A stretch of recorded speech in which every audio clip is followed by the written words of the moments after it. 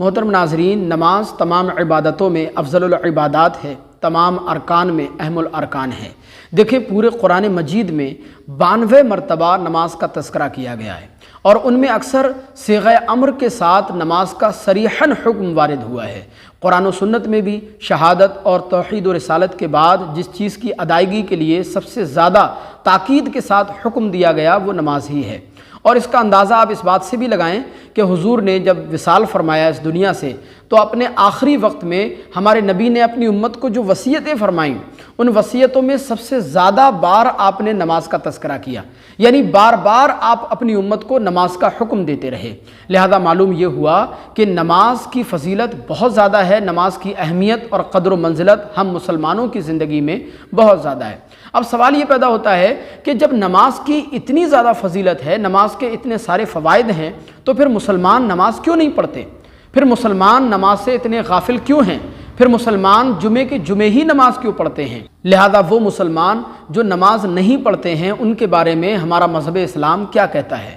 ہماری شریعت مطہرہ کیا حکم دیتی ہے؟ بعض لوگ یہ کہتے ہیں کہ بے نمازی کافر ہوتا ہے، مسلمان نہیں ہوتا ہے، نماز نہ پڑھنے والا مسلمان نہیں رہتا، دار اسلام سے خارج ہو جاتا ہے۔ کیا یہ بات صحیح ہے؟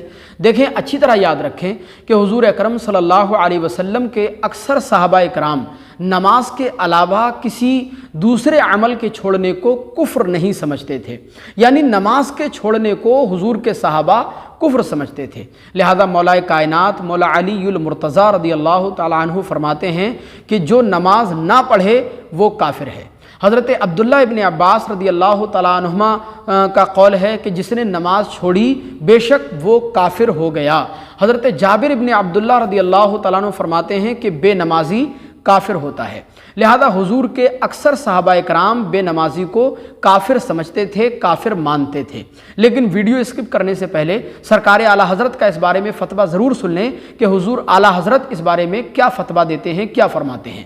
سرکار اعلیٰ حضرت فرماتے ہیں کہ صحابہ اور تابعین کی اکثر جماعتیں بے نمازی کو کافر ہی سمجھتی تھیں اور کافر ہی جانتی تھیں، لیکن اب جب کہ لوگ نماز میں سستی کرنے لگے، نماز سے غفلت برتنے لگے، نماز چھوڑنے لگے، لہذا جمہور ائمہ نے بے نمازی کو فاسق و فاجر مانا اور مستحق سزا مانا۔ لہذا ائمہ ثلاثہ یعنی امام شافعی، امام مالک، امام احمد ابن حنبل رحمۃ اللہ تعالیٰ علیہما فرماتے ہیں کہ بے نمازی کو قتل کر دیا جائے، جبکہ ہمارے ائمہ کرام فرماتے ہیں کہ بے نمازی فاسق و فاجر ہے، مرتکب کبیرہ ہے، کبیرہ گناہ کرنے والا ہے، لہذا اس کو سزا دی جائے، یا تو وہ توبہ کر لے یا اس کو قید میں ڈلوا دیا جائے۔ امام محبوبی اور دیگر مشائخ حنفیہ فرماتے ہیں کہ بے نمازی کو اتنا مارا جائے کہ اس کا خون بہا دیا جائے اور اس کو قید میں ڈال دیا جائے۔ اور اکثر ائمہ کرام بے نمازی کو فاسق و فاجر سمجھتے ہیں، بہت بڑا سزا کا مستحق سمجھتے ہیں، بہت بڑا گناہگار سمجھتے ہیں، لیکن دائرہ اسلام سے خارج نہیں سمجھتے۔ لہذا معلوم یہ ہوا کہ بے نمازی بہت بڑا گناہگار ہے، سزا کا مستحق ہے، لیکن دائرہ اسلام سے خارج نہیں ہے، یعنی اس کو مسلمان سمجھا جائے گا، کافر نہیں کہا جائے گا۔